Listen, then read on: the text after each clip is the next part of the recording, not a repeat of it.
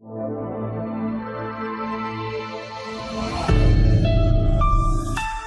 बच्चों, स्वागत है आप सभी का आपके विज्ञान की कक्षा में। तो आइए शुरू करते हैं एक नए पाठ को। और आज हम करेंगे कक्षा 3 के विज्ञान की दुनिया पाठ्यपुस्तक के पाठ 4 की शुरुआत। सजीव एवं निर्जीव। पाठ का नाम है सजीव एवं निर्जीव। तो इसमें हम क्या क्या पढ़ेंगे? परिचय, सजीव तथा निर्जीव वस्तुएं, सजीवों के गुण। सजीव तथा निर्जीव वस्तुएं। हम अपने चारों ओर बहुत सी वस्तुओं को देखते हैं। ये सभी एक प्रकार की नहीं होती। इन्हें दो मुख्य भागों में बांटा जा सकता है, मानव निर्मित तथा प्राकृतिक वस्तुएं। अब बच्चों, आप सभी अपने चारों ओर जब देखते हैं तो बहुत अलग अलग तरीके की चीज़ें आपको दिखाई देती हैं, लेकिन सभी क्या समान होती हैं? एक समान नहीं होती हैं, सब अलग अलग तरह की होती हैं। तो इसको दो भागों में बांटते हैं। कैसे? एक होती है मानव निर्मित वस्तुएं। कुछ वस्तुएं तो मानव निर्मित होती हैं और कुछ प्रकृति हमें देती है, जिन्हें कहते हैं हम प्राकृतिक वस्तुएं। तो आइए पढ़ते हैं मानव निर्मित वस्तुएं।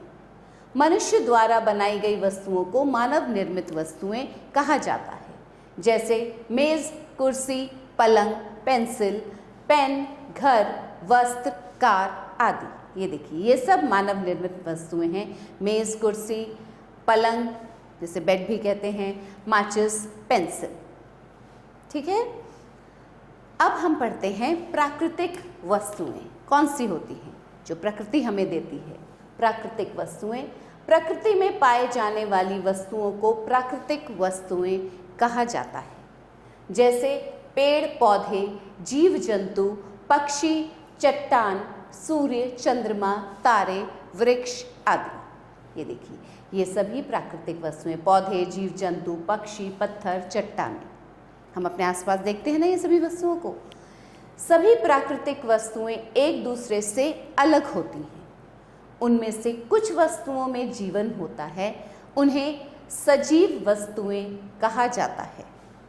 जीव जंतु, पेड़ पौधे तथा मनुष्य सजीव वस्तुएं हैं।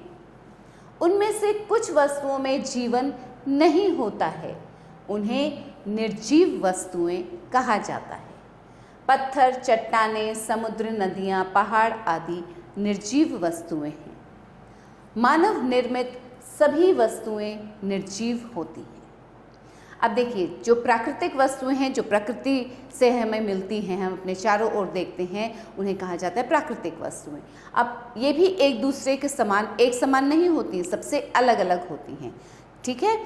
और इन कुछ वस्तुएं में, जो कुछ प्राकृतिक वस्तुएं हैं, इनमें कुछ में तो जीवन होता है और कुछ निर्जीव होती हैं, जिनमें जीवन नहीं होता है। और जितनी भी मानव निर्मित, जो मानव बनाता है जिन वस्तुओं को, वो सभी कैसी वस्तुएं होती हैं? निर्जीव वस्तुएं होती हैं। अब हम पढ़ेंगे सजीवों के गुण।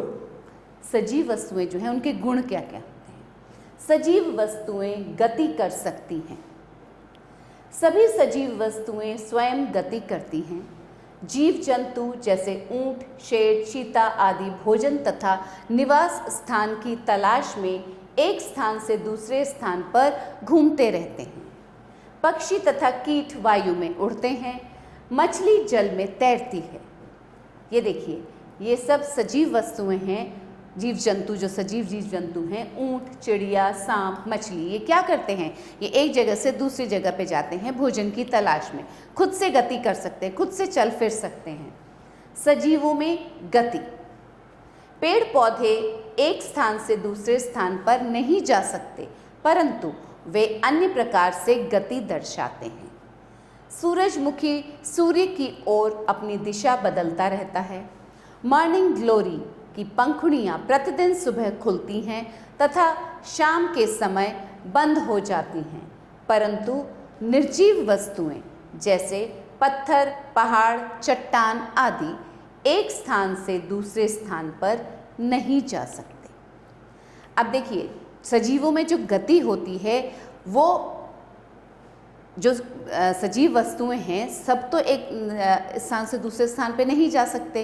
अब जीव जंतु तो चल फिर सकते हैं, वो एक स्थान से दूसरे स्थान पे चले जाते हैं, लेकिन जो पेड़ पौधे हैं वो भी सजीव वस्तुएं ही हैं, परंतु वो एक स्थान से दूसरे स्थान पर नहीं जा सकते, लेकिन वो अपनी जो गतिशीलता है उसको अन्य प्रकार से दर्शाते हैं। कैसे? जैसे सूरजमुखी का पौधा अगर आपने देखा हो, सूरजमुखी का फूल जो होता है, जिस ओर सूरज होता है उसी ओर वो अपना मुख कर लेता है। देखा है ना सूरजमुखी का पौधा। ऐसे ही जो मॉर्निंग ग्लोरी है वो दिन में उसकी पंखुड़ियाँ खुल जाती हैं और शाम के समय उसकी पंखुड़ियाँ बंद हो जाती हैं। परंतु जो निर्जीव वस्तुएं हैं जैसे पत्थर, पहाड़, चट्टान, ये एक स्थान से दूसरे स्थान पे नहीं जा सकते। देखिए ये है, ये देखिए चित्रों को ध्यान से देखिए। अभी आपने पढ़ा मॉर्निंग ग्लोरी के बारे में। ये क्या करता है, इसकी पंखुड़ियाँ दिन में अपने आप खुल जाती हैं और शाम के समय बंद हो जाती हैं। ये है सूरजमुखी, जिस ओर सूरज होता है उसी ओर इसका मुख भी होता है। ये है छुई मुई। देखा है बच्चों आपने छुई मुई का पौधा? उसके पत्तों को जैसे ही आप छूते हैं वो बंद हो जाती हैं, ठीक है, वो अपने आप खुलती हैं और जैसे ही हम उसमें हाथ लगाते हैं वो बंद हो जाती हैं। सजीव वस्तुओं को भोजन की आवश्यकता होती है। सजीव वस्तुओं को विकसित होने तथा स्वस्थ रहने के लिए भोजन, जल की आवश्यकता होती है। अब देखिए जो भी सजीव वस्तुएं हैं जिसमें कि जीवन है उसको क्या आवश्यकता होती है? भोजन तथा जल की आवश्यकता होती है जिंदा रहने के लिए, ठीक है, या विकसित होने के लिए। अब यहाँ देखिए पहले कुछ करते हैं, आओ करके सीखें। उन वस्तुओं पर गोला बनाइए जो अपने आप गमन कर सकती हैं। गमन का मतलब एक स्थान से दूसरे स्थान पर जा सकती हैं। यहाँ कुछ चित्र दिए गए हैं। ये क्या है? बच्चा है ये एक स्थान से दूसरे स्थान पर जा सकता है ना? जी हाँ, तो इस पे हम एक गोला बनाते हैं। अब देखिए ये उसको लेके जा रहे हैं गाड़ी को, तो ये भी एक स्थान से दूसरे स्थान पर गमन कर सकते हैं, ठीक है। ये क्या है? ये है फुटबॉल। क्या ये स्वयं ही एक स्थान से दूसरे स्थान पर जा सकती है ये फुटबॉल? नहीं, जब तक हम इसे गति नहीं देते हैं तब तक ये नहीं हिल सकता अपने स्थान से, तो ये अब स्वयं गमन नहीं कर सकता। अब ये क्या है? गुब्बारे हैं। गुब्बारे अगर इनमें हवा भरेंगे हम, हवा भरी जाती है तभी ये एक स्थान से दूसरे स्थान पर गमन करते हैं। ये क्या है? ये स्वयं गमन कर सकती है, ठीक है, शार्क। और ये है तितली, ये भी स्वयं गमन कर सकती है। अब देखिए हम सजीव वस्तुओं को भोजन की आवश्यकता होती है पढ़ रहे थे। अब आगे पढ़ते हैं। एक छोटे बच्चे को पीने के लिए दूध की आवश्यकता होती है। हम सभी जानते हैं कि एक छोटा बच्चा जो होता है उसको दूध की बहुत आवश्यकता होती है, परंतु एक गुड़िया जो एक निर्जीव वस्तु है उसको भोजन की आवश्यकता नहीं होती। जीव जंतुओं तथा पेड़ पौधों को भी भोजन की आवश्यकता होती है। जैसे छोटे बच्चे को दूध की आवश्यकता होती है, परंतु अगर गुड़िया है, कोई गुड्डे या गुड़िया जिससे आप खेलते हैं, उनको किसी भोजन की आवश्यकता नहीं होती है। और जो जीव जंतु और पेड़ पौधे हैं इन्हें भी भोजन की आवश्यकता होती है विकसित होने के लिए। सजीवों को भोजन की आवश्यकता।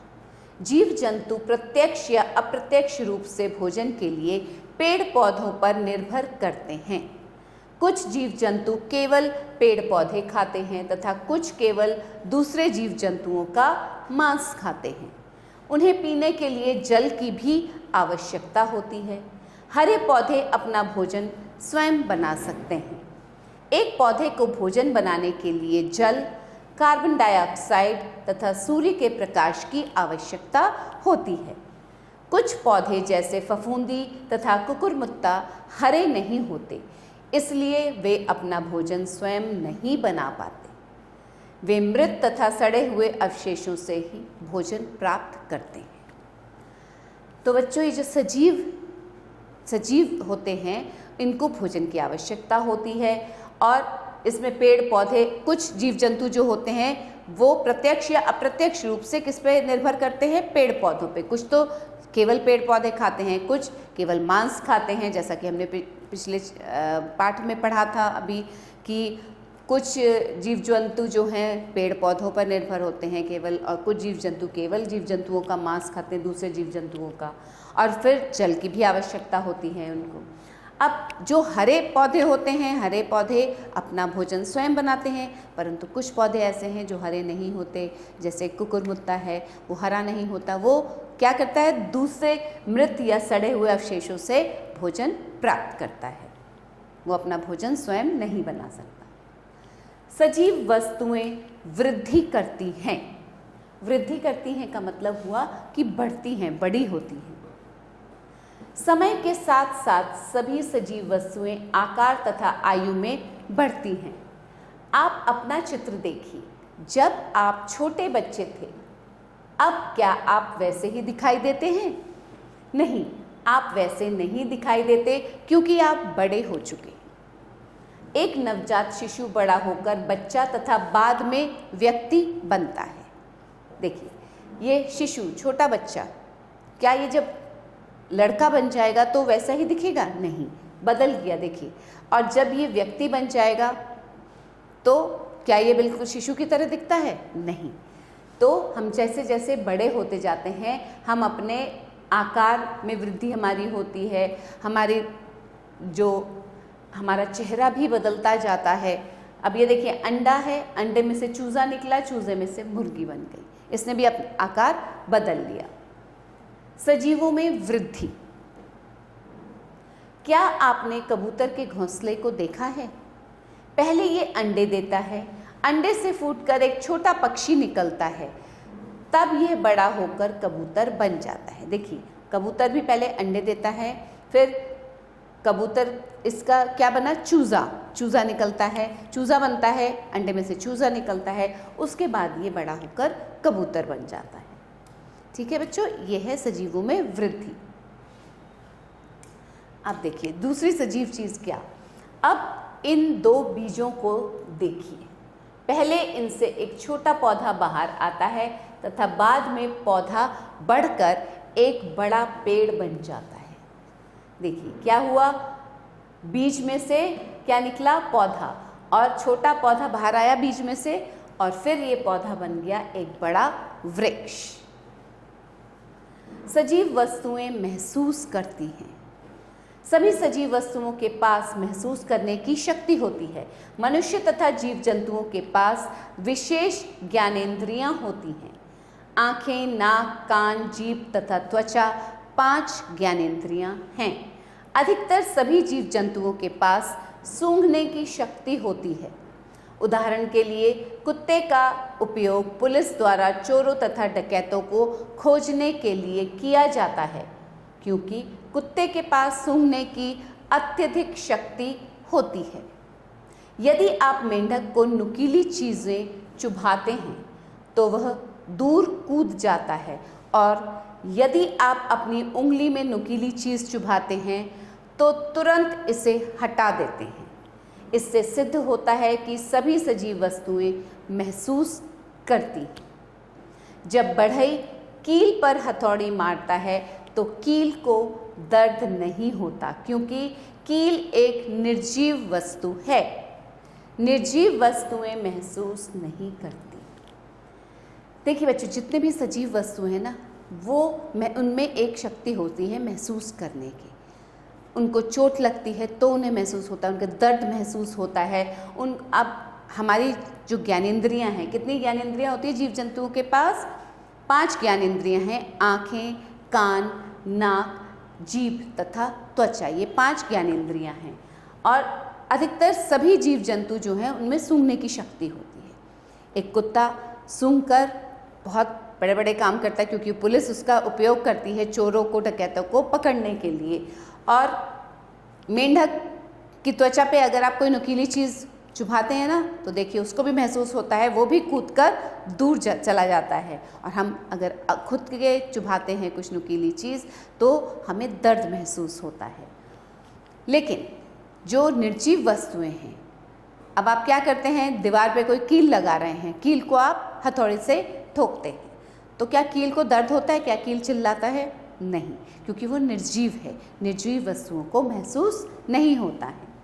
देखिए ये है सजीव वस्तुएं, इनमें महसूस होता है। जब हम अपनी त्वचा को खींचते हैं तो हमें दर्द महसूस होता है। ये है कुत्ता, इसको देखिए कुछ चीज़ सूंघा के एक बार फेंक दिया जाता है, वो खुद ब खुद ढूंढ के ले आता है। और ये हैं पेड़ पौधे, हवा चलती है तो ये इधर से उधर हिलते हैं। तो ये सभी सजीव वस्तुएं जो हैं महसूस करती हैं। सजीव वस्तुएं श्वसन करती हैं। सभी सजीव वस्तुओं को श्वास लेने के लिए वायु की आवश्यकता होती है। सभी सजीव वस्तुएं ताज़ी वायु को अंदर लेती हैं तथा दूषित वायु को बाहर छोड़ती हैं। मनुष्य तथा जीव जंतु नाक के द्वारा वायु में श्वास लेते हैं। मछली गलफड़ों की सहायता से श्वास लेती है। हम ऑक्सीजन अंदर लेते हैं तथा कार्बन डाइऑक्साइड बाहर छोड़ते हैं। पौधे भी श्वास लेते हैं। यदि आप पौधे को एक हवाबंद डिब्बे में रखते हैं तो वह मर जाएगा। वह दर्शाता है कि पौधे भी श्वास लेते हैं। अब देखिए, सजीव वस्तुएं जितनी भी हैं उनको श्वास लेने की आवश्यकता होती है, सांस लेते हैं वो, और हम ताज़ी वायु अंदर लेते हैं और दूषित वायु को बाहर छोड़ते हैं। और किससे लेते हैं? मनुष्य तथा जीव जंतु जो हैं वो नाक की सहायता से श्वास लेते हैं, और मछली गलफड़ों की सहायता से श्वास लेती है। अगर किसी भी पौधे को हम एक हवा बंद जिसमें कि जिस डिब्बे में कहीं से भी हवा नहीं जाए अंदर, उसमें रख देते हैं तो क्या होगा? कुछ दिन बाद वो पौधा मर जाएगा क्योंकि उसे वायु नहीं मिलेगी। यदि आप अपनी रबड़ को लंबे समय तक बॉक्स में रखते हैं, यह पहले के समान ही रहती है क्योंकि निर्जीव वस्तुएं श्वास नहीं लेती। आप अपने पेंसिल बॉक्स में देखिए, आपके पेंसिल बॉक्स में एक रबड़ रखी होती है, एक पेंसिल रखी होती है, एक स्केल रखा होता है। क्या वो सभी खराब हो जाते हैं कुछ दिन बाद? नहीं। क्यों? क्योंकि उनको श्वास लेने की आवश्यकता नहीं है। वो निर्जीव वस्तुएं हैं, वो जैसी रखी है वैसे ही रखी रहेंगी। ठीक है बच्चों, आया समझ में आपको? देखिए, सजीवों का श्वसन, ये सभी सजीव वस्तुएं सांस लेती हैं। सजीवों का प्रजनन करना, सभी सजीव वस्तुएं अपनी पीढ़ी को बनाए रखने के लिए अपने बच्चों को जन्म देती हैं। इसे प्रजनन कहा जाता है। मानव अपने बच्चों को जन्म देता है, कुत्ता पिल्ले को जन्म देता है, कुछ जीव जंतु अंडे देकर प्रजनन करते हैं। मछली तथा मेंढक जल में अंडे देते हैं, कुछ जीव जंतु भूमि पर अंडे देते हैं तथा कुछ पेड़ पर बने घोंसलों में अंडे देते हैं। ठीक है बच्चों, तो ये है प्रजनन, सभी सजीव प्रजनन करते हैं। इसका मतलब है कि अपने बच्चों को जन्म देते हैं। कुछ अंडे देते हैं, उससे बच्चे बाहर आते हैं, और कुछ बच्चों को ही जन्म देते हैं। जैसे मानव बच्चों को जन्म देता है, कुत्ता अपने पिल्ले को जन्म देता है, बिल्ली जन्म देती है अपने बच्चों को, और जो पक्षी हैं वो घोंसलों में अंडे देते हैं। ये है सजीवों का प्रजनन करना। परंतु आपकी कार बच्चों को जन्म नहीं दे सकती क्योंकि वह एक निर्जीव वस्तु है। ठीक है, आपकी जो कार है वो प्रजनन नहीं कर सकती। सजीवों का मृत्यु को प्राप्त करना, सभी सजीव वस्तुएं हमेशा के लिए जीवित नहीं रहती। एक दिन वे मर जाती हैं। वे एक छोटे या लंबे समय के बाद मर जाती हैं। पेड़ पौधे भी मर जाते हैं। कुछ पौधे कम समय के लिए जीते हैं जबकि कुछ लंबे समय के लिए, परंतु निर्जीव वस्तुएं नहीं मरती। वे टूट सकती हैं परंतु मरती नहीं। ये हम सभी जानते हैं कि जितने भी सजीव वस्तुएं हैं वे हमेशा हमेशा के लिए नहीं रहती हैं, कभी ना कभी वो मरती हैं। कुछ लंबे समय के लिए जीते हैं और उसके बाद मर जाते हैं, कुछ कम समय के लिए जीते हैं और मर जाते हैं। परंतु जो निर्जीव वस्तु हैं वो टूट जाती हैं, वो खराब हो सकती हैं, लेकिन वो मरती नहीं है। ज्ञानवर्धक तथ्य, मेंढक त्वचा एवं फेफड़े दोनों से श्वसन करते हैं। मेंढक जो है वो अपने त्वचा से भी सांस लेता है, अपने फेफड़ों से भी सांस लेता है। स्मरणीय तथ्य, कुछ याद रखने योग्य बातें। मनुष्य द्वारा बनाई गई वस्तुओं को मानव निर्मित वस्तुएं कहा जाता है। प्रकृति में पाई जाने वाली वस्तुओं को प्राकृतिक वस्तुएं कहा जाता है। सजीव वस्तुएं चल, खा, महसूस, श्वास, विकास तथा प्रजनन कर सकती हैं। हरे पौधे अपना भोजन स्वयं बना लेते हैं। जीव जंतु तथा पेड़ पौधे गति करने, भोजन की आदतें, श्वास लेने, प्रजनन करने तथा महसूस करने में एक दूसरे से अलग होते हैं। ठीक है बच्चों, तो ये इस पाठ का सार है। हमने आज पाठ में ये सब चीज़ें पढ़ी। आइए अब देखें क्या सीखा। सही विकल्प पर सही लगाइए। पहाड़ एक है। क्या है पहाड़? सजीव वस्तु, निर्जीव वस्तु, इनमें से कोई नहीं। पहाड़ एक निर्जीव वस्तु है। मॉर्निंग ग्लोरी की पंखुड़ियां खुल जाती हैं। प्रतिदिन, प्रत्येक सप्ताह, प्रत्येक माह, प्रतिदिन खुलती हैं। मनुष्य की कितनी ज्ञानेंद्रियां होती हैं? 4, 5, 6। 5 ज्ञानेंद्रियां होती हैं मनुष्य की। जीव जंतु भोजन के लिए निर्भर करते हैं पेड़ों पर, सजीवों पर, प्रकृति पर। जीव जंतु भोजन के लिए किस पर निर्भर करते हैं? पेड़ों पर। ठीक है, कहीं ना कहीं प्रत्यक्ष या अप्रत्यक्ष रूप से वो पेड़ों पर निर्भर करते हैं जीव जंतु भोजन के लिए।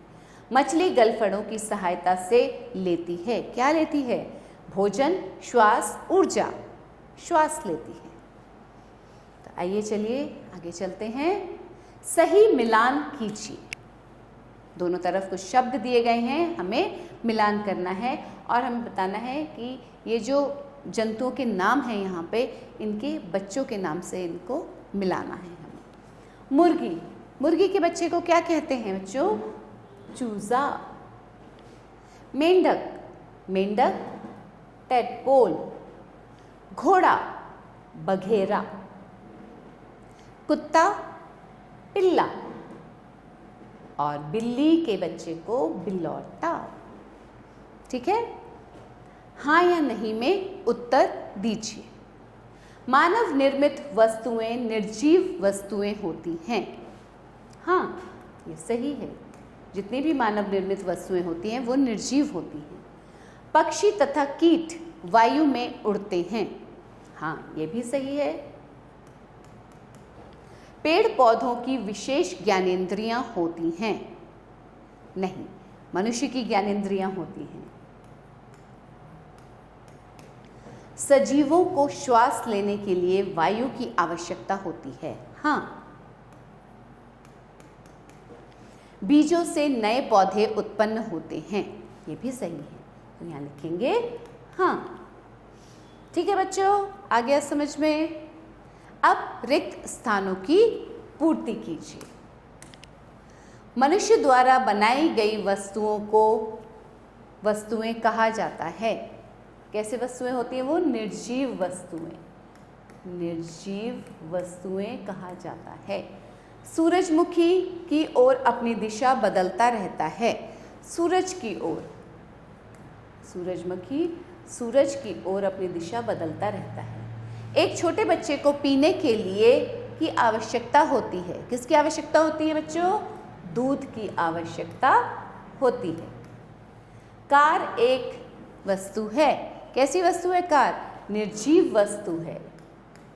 कार एक निर्जीव वस्तु है। पौधे अपना भोजन स्वयं बना सकते हैं।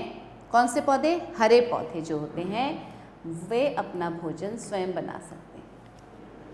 निम्नलिखित प्रश्नों के उत्तर लिखिए। तो बच्चों, हमने इस पाठ को पढ़ा, अभी आपने कुछ चीज़ें यहाँ समझी हैं, अच्छे से पाठ को पढ़ा है तो आपको अच्छे से सब कुछ समझ में आ गया होगा। अब ये प्रश्नोत्तर आप स्वयं करेंगे। तो आइए प्रश्नों को पढ़ते हैं। प्राकृतिक वस्तुएं किसे कहते हैं? उदाहरण सहित लिखिए। अब तक तो अच्छे से समझ में आ गया होगा ना कि प्राकृतिक वस्तुएं कौन सी हैं। सजीवों के गुण लिखिए। एक पौधे को भोजन के लिए किसकी आवश्यकता होती है? जीव जंतुओं की 5 ज्ञानेंद्रियां कौन कौन सी हैं? पौधों में प्रजनन किस प्रकार होता है? तो ये प्रश्नोत्तर आप स्वयं करेंगे और यही हम इस पाठ का अंत करते हैं। आशा करती हूँ आपको अच्छे से समझ में आया होगा। फिर से मिलेंगे एक बार नए पाठ के साथ। तब तक के लिए खुश रहिए और ज्ञान अर्जित करते रहिए। आभार।